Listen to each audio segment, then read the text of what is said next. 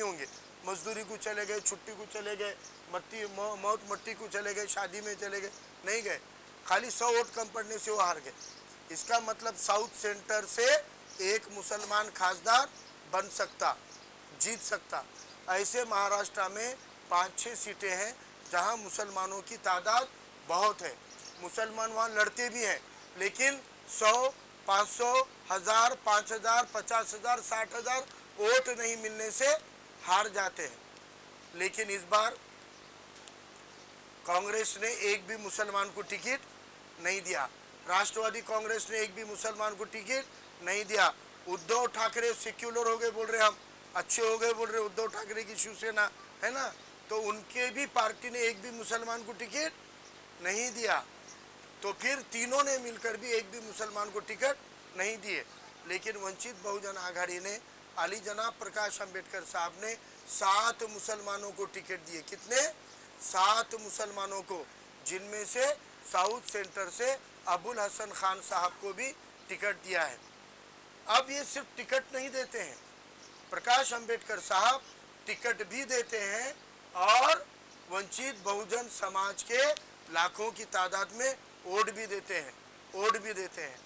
100 वोटों से हारा था ना मुसलमान, 100 वोटों से हारा था ना।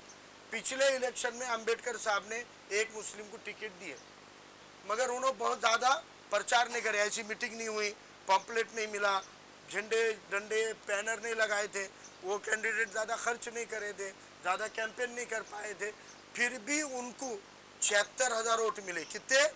76,000। जबकि पूरे बम्बई के 6 लोकसभा में प्रकाश अंबेडकर साहब ने एक ही जलसा करे थे शिवाजी पार्क में, बाकी नहीं करे थे। इस बार प्रकाश अंबेडकर साहब ने कहा है मैं बम्बई में कम से कम 12-15 जलसे करने वाला हूँ। जब अंबेडकर साहब ठान मान के बम्बई में बैठेंगे तो इस बार एक लोकसभा में कम से कम 2 से 2.5 लाख वोट वंचित बहुजन समाज का प्रकाश अंबेडकर साहब दिलाने वाले। तो जो कैंडिडेट को अबुल हसन खान को अकेले प्रकाश अंबेडकर साहब और वंचित बहुजन आघाड़ी 2 से 2.25 लाख वोट दिलाने वाली है, अगर उस कैंडिडेट को अल्पसंख्यक माइनॉरिटी ने वोट दे दिए, तुम्हारे वोट कितने मालूम आपको? 4 लाख से ज़्यादा वोट तुम्हारे लिस्ट में है, 4 लाख से ज़्यादा वोट लिस्ट में है, 4,60,000 कुछ। अगर 70% भी वोट हो गए तो भी 3-3.25 लाख वोट होते। मान लो 50-60,000 लोगों ने दिए नहीं, 2-2.5 लाख वोट तो देंगे। 2-2.5 लाख वोट अगर मुसलमानों के और 2 लाख 2.25 लाख वोट वंचित के मिला लेंगे तो 4.5-5 लाख तक चले जाते। जबकि पिछले बार शिवसेना बीजेपी एक थी, एक जगह लड़े, तो कितने वोट मिले मालूम उनको? 4,06,000। यानी जो जीते वाले कैंडिडेट है सेना बीजेपी के, उनको 4,06,000 वोट है। अब दोनों सेना और बीजेपी एक साथ है क्या? नहीं है, अलग हो गए। तो बीजेपी का 1.25 लाख का आरएसएस का वोट है और एक शिवसेना भी नहीं रही, अब उसके भी 2 टुकड़े हो गए। तो एक टुकड़ा एकनाथ शिंदे के साथ बीजेपी में चलेगा। मान लो उनके 75,000 वोट है, तो 2 लाख वोट एकनाथ शिंदे के शिवसेना को और 2 लाख वोट उद्धव ठाकरे के शिवसेना को, ये दोनों बढ़ गए। सेना बीजेपी के वोट क्या हो गए? 2-2 लाख में बढ़ गए। और अबुल हसन को अकेले वंचित के 2 लाख वोट मिलने वाले हैं। और अगर मुसलमानों के 1-1.5 लाख भी मिल गए तो अपन कितने में पहुंच गए? 3, 3.5, 4 पे पहुंच गए। अपनी सीट जीतती कि नहीं जीतती?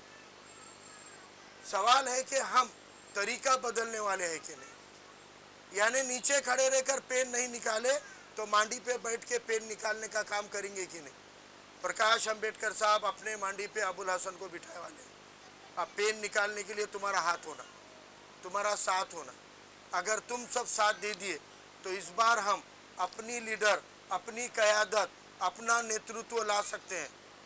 याद रखो, इलेक्शन लड़े बगैर लीडर नहीं बनते, बैनर लगाने से लीडर नहीं बनता, पोस्टर लगाने से लीडर नहीं बनता। जो आदमी इलेक्शन लड़के वोट लेता है वो लीडर बनता है। मिसाल के तौर पे, खुदा ना खास्ता अपनी सीट नहीं आई तो भी 2-3 लाख वोट तो ले रहा अपना कैंडिडेट। कल खुदा ना खास्ता मीरा रोड के जैसा दंगा हो गया और जब अबुल हसन खान एसीपी के पास चिट्ठी भेजेंगे अबुल हसन खान बोल के, कमिश्नर के पास चिट्ठी भेजेंगे, कलेक्टर के पास चिट्ठी भेजेंगे, तो उन्होंने पीए को पूछेंगे ना कौन है रे भैया, तो पीए बोलेंगे साहब ये अबुल हसन खान है, ये अंबेडकर साहब के पार्टी से खड़े रहते, इनको 2, 2.5, 3, 3.5 लाख वोट मिले वाले, तो उठ के खड़े रहेंगे कि नहीं रहेगा? 3 लाख वोट लिए वाला आदमी जब कलेक्टर कमिश्नर के पास जाएगा तो उठ के खड़े रहेगा कि नहीं रहेगा? उठ के तड़ करके खड़े रह के बुला के बात करेगा। तुम्हारी नुमाइंदगी कर सकता है तुम्हारा लीडर, तुम्हारी आवाज़ उठा सकता है तुम्हारा लीडर। हारा तो लीडर बन रहा, इंशाल्लाह जीता तो सीधा पार्लियामेंट में जाएगा, सीधा पार्लियामेंट में जाएगा। जहाँ पर 3 तलाक का कानून बनता, वो पार्लियामेंट में तुम्हारे महाराष्ट्र का 2014 में एक भी खासदार नहीं था। जहाँ 3 तलाक का कानून बना 2014 में, तब महाराष्ट्र के 2 करोड़ मुसलमानों का एक भी खासदार नहीं था, जबकि कम से कम 6 खासदार हमारी तादाद के हिसाब से जाने चाहिए। लेकिन हम अंधी भक्ति, अंधा वोट कर रहे हैं कांग्रेस को आंखा बंद करके, इसलिए हमारी लीडरशिप खत्म हो गई, हमारे लिए कोई बोलने वाला नहीं रहा। इसलिए आप सेक्युलर के चक्कर से निकलकर सच्चे सेक्युलर प्रकाश अंबेडकर साहब है। आप बोलो आपके आजू बाजू अगल बगल में आपके जैसे हालात से गुजरने वाला अंबेडकरवादी समाज है कि नहीं है? आपके थाली में बैठकर खाने वाला अंबेडकरी समाज है कि नहीं है? कौन सा उद्धव ठाकरे का कार्यकर्ता कल को कुछ प्रॉब्लम आए तो आता क्या? कल को कौन सा लीडर तुम्हारे लिए आवाज़ उठाता? ये जो पर्चा है ना तुम्हारे हाथ में, इसमें लिखा हुआ है एनआरसी सीए के खिलाफ कांग्रेस ने, राष्ट्रवादी कांग्रेस ने एक भी जिला कमेटी को उसके मुखालिफत करने के लिए एहतजाज नहीं किया।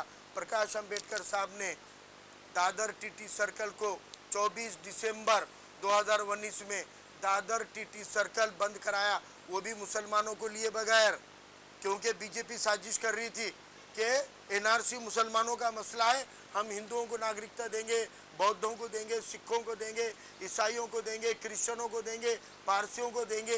ये गलतफहमी फैला रही थी, तुम मत लड़ो, मुसलमानों का मसला है बोल रहे थे। प्रकाश अंबेडकर साहब पहले लीडर है जिन्होंने दादर टीटी सर्कल बंद कराकर कहा कि अगर एनआरसी लागू हुआ तो खाली मुल्क के 15% मुसलमान नहीं, 40% हिंदुओं को भी कागज बताना पड़ेगा, क्योंकि उनके पास भी आदिवासी, पिछड़े, दलित, उनके पास भी ना ज़मीन, जायदाद, तालीम कुछ भी नहीं है, तो कहीं का कागज बताएंगे? इसलिए ये मसला अकेले मुसलमानों का नहीं है, तो ये मसला 40% हिंदुओं का भी है। ये बोलने की हिम्मत सिर्फ अंबेडकर साहब ने की। जब हमारे नबी की शान में गुस्ताखी हो रही थी, कोई लीडर सामने नहीं आया। अंबेडकर साहब ने एक कड़क कानून का ड्राफ्ट बना के सरकार को दिए, बोले जो भी नबी की बेहुरमती करेगा उसको महीनों तक जेल में सड़ना चाहिए, उसको बेल नहीं मिलनी चाहिए, ऐसा कानून बनाओ, फिर कोई भी हिम्मत नहीं करेगा नबी के शान में गुस्ताखी करने की। यानी गुस्ताखे रसूल को, कोई गुस्ताखे रसूल के लिए कोई सज़ा का कानून नहीं था। प्रकाश अंबेडकर साहब ने वो कानून का ड्राफ्ट बनाकर असेंबली में दिया है, लेकिन कांग्रेस, राष्ट्रवादी कांग्रेस ने वो बिल पास नहीं किया। जब आपके पास में महाराष्ट्र में पूरे अपने अजान के खिलाफ में एक पार्टी का लीडर बोला कि तुम अगर भोंगा लगाए, लाउड स्पीकर लगाए, तो हम मस्जिद के सामने आके क्या लगाएंगे? हनुमान चालीसा लगाएंगे। बोले थे कि नहीं बोले थे? बोले थे कि नहीं बोले थे? तब कोई पार्टी आई क्या? जो कांग्रेस को तुम वोट दे रहे, जो कांग्रेस आपको 40 साल से वोट दे रहे, वो कांग्रेस का कोई लीडर नहीं आया, राष्ट्रवादी कांग्रेस का कोई लीडर नहीं आया, उद्धव ठाकरे शिवसेना का कोई लीडर नहीं आया।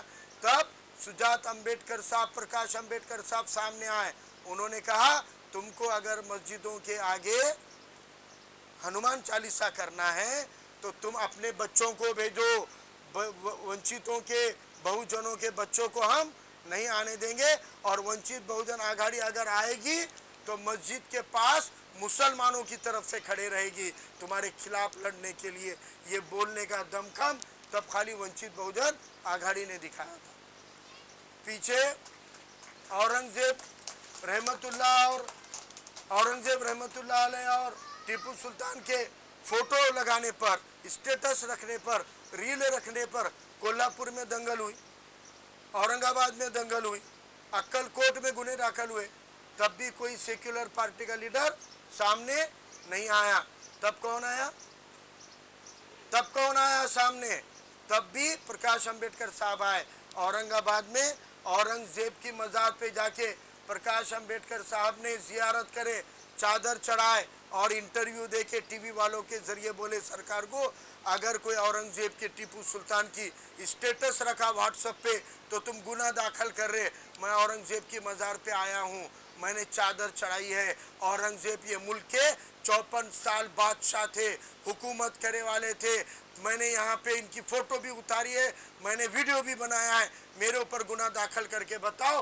तब गृह मंत्री को असेंबली में बोलना पड़ा कि औरंगजेब के मज़ार पे जाना, फ़ोटो स्टेटस रखना, टीपू सुल्तान की रील रखना, ये कोई कानूनन जुर्म नहीं है, इससे कोई कानून नहीं टूटता। ये बोलने पे मजबूर किसने किया? तो प्रकाश अंबेडकर साहब ने किया।